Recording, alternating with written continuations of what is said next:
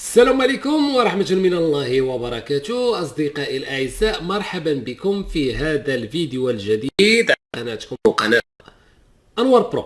اصدقاء ديالي، في هذا الفيديو غادي نشوفوا اليوم التحركات ديال اشرف حكيمي مع الفريق ديالو باريس سان جيرمان من بعد ما كان غاب في المباراه اللي فاتت، والفريق ديالو لقى صعوبه كثيره وكثيره باش خرجوا تعادلوا واحد مقابل واحد، واليوم عاد الى الرسميه، سجل هدف وما حسبوش الحكم لانه تسلل، واعطى اسيس ديال الهدف الثالث. اشرف حكيمي ما شاء الله تبارك الله دائما ما كيقدم مستويات كبيره مع الفريق ديالو، اي فريق مشى ليه كيقدم فيه مستويات جيده ورائعه.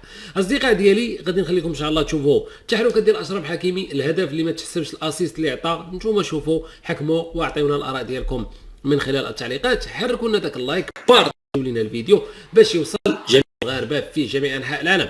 اصدقاء ديالي، بلا ما نطول عليكم ندوزوا مباشره نشوفوا الفيديو ونتلاقاو في النهايه دي.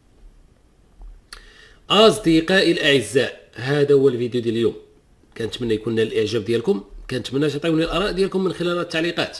الناس اللي مازال ما داروش لنا لايك، ما كرهتكمش خوتي العزاز، تحركوا لنا داك اللايك، تبارطاجيو لنا الفيديو باش يوصل جميع المغاربه في جميع انحاء العالم. اما الناس اللي ما مشتركينش في القناه، كنتمنى من الصميم ديال القلب ديالي الاشتراك في القناه وتفعيل زر الجرس لتتوصلوا دائما بجديدنا. تهلاو ليا في راسكم بزاف، موعدنا في فيديو قادم.